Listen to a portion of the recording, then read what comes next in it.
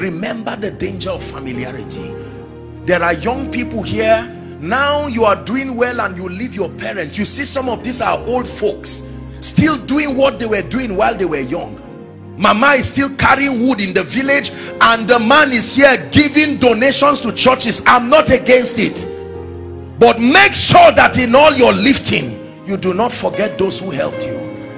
There are many people who do not take care of their families, but sometimes you come to us as men of God and you bless us with millions, whereas the family members are suffering. It ought not to be so.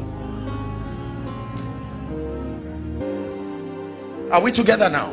Yes, sir. There are homes that the moment you see special plates, you know visitors are coming. They kill chicken and it's the head and the legs that the children eat. You see them standing somewhere around the kitchen as beggars in their own homes, while visitors that will betray you tomorrow, they come and they have the choice meals. I'm planting in you a seed of honor. Beware of neglecting what is close to you. The greatest gifts in your lives are the ones around you. Your father, your mother, anything you cannot pay for is God's gift to you.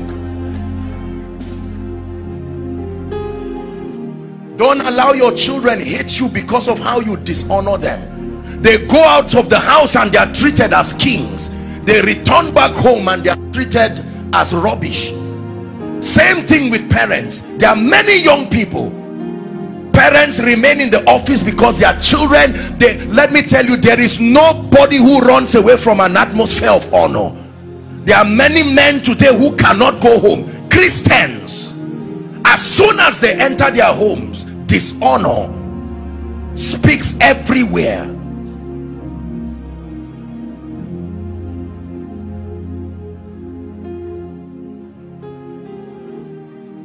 There are churches that dishonor their pastors, dishonor their men of God. I do not know any assembly where the man of God will not excel, knowing that his people love him sincerely. Not something you qualified for. Apostle Goodheart, thank you for being my pastor. I love you. That you can truly, he knows how comforting it will be. You can be serving in the church doing things, but your heart is sincerely not there. We're talking of a genuine connection. Let me therefore propose a few things to you as I attempt to round up. Number one, you must make a covenant with yourself and your life and your destiny, that for as long as you are planted in this assembly under God, make it a point of duty that you will stand and you will die with your pastor. Make it a point of duty that you will see to it that as he follows Christ, you are giving him the best of your support and everything. Extend that same mentality to your boss. Extend that same mentality to your children. Can I tell you this? There are many young people today who hate their parents because the parents never believed in them. They went elsewhere. Your father is not the person who gave birth to you. Your father is the person who believed in you enough to invest. Maybe this is a word that God is giving a few parents. Be careful the words you use on your children, the way you tear them down. Someday the sun will go down and the little boy today who is helpless will come to a position where you may be ashamed to lay claims. Everybody's destiny is divided into the morning stage, the afternoon stage, the evening stage, and the night stage. It says, so then teach us to number our days, that we may apply our hearts unto wisdom. This is a key that has changed my life. I'm honored today to be part of the life. This is why I'm sent to the body of Christ. You do not know what joy it gives me. Do you know, aside from being a man of God, my greatest personal legacy as a human being is to be one who lived his life loving the Lord and sincerely being a shoulder for many people. Aside being a man of God.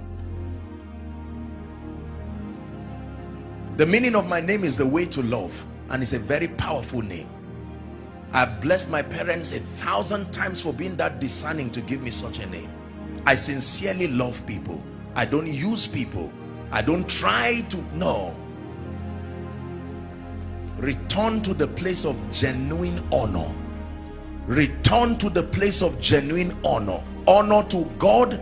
There are some of us, I know now, I want to say something in 1 minute and then we're done. There are many of us here who, even though we are a congregation, the truth is, I want to tell you an uncomfortable truth. From a sociological standpoint, from a spiritual standpoint, even though this is logic, and by extension whatever church listening and following and the body of Christ, I want to bring you to a sincere realization that you are not all the same. That is the honest truth. From a standpoint of sacrifice, from a standpoint of achievement, you are not all the same, and there must be a system. I'm not trying to teach stratification. Yes, we are all equal before God, but if that statement is not balanced, it will lead to a lot of dishonor. I found out that the reason why many blessed and wealthy people do not come to church is that there is a track record of dishonor. Their sacrifices are trivialized in the name of creating a unified platform to bless people. Jesus did not hide his honor for noble people. Zacchaeus, come down, I've changed, I'm going to your house. And because of that one sacrifice, many people were forgiven. The centurion, you are a man under authority, I respect you, I don't need to come to your house, I will speak the word. No matter how high God lifts me, I'm wise enough to know that there are positions I occupy today, sociologically speaking, that is a privilege. It didn't come by age, it didn't come by qualification, and we must be wise enough to communicate the same. Is God helping us? So there are many of us that God will bring us into places where from a physical standpoint we should not be there. Don't abuse that access. When God gives you access to the ears, the hearts, the hands of kings and nobles, do not trivialize it. One time I was going to pray for a first-class traditional ruler in this nation, and when I got there, there are these people, I don't know what they call them, the ones who hold whip and ensure compliance, those guys there. And I was going to the palace, and you don't enter the palace with your shoes, you know that, right? But the man said no. He said enter, and the people were surprised. I said no sir, please let me take off my shoes. He said no, I am king. I said enter. But if I'm going to see him another day and I now buckle my shoes and just jump in, no, I will not abuse that access. Can I tell you this? Every time a man shows you uncommon access, make sure you send back a message that makes him know, I recognize this is a privilege and I do not take it for granted. I guarantee you, do that and you have secured his fear. That fear of, if I give you greater access, would you abuse it? If you let them know that you are aware that you will never abuse it, then you will see more of them. These are the keys of the kingdom that we do business with.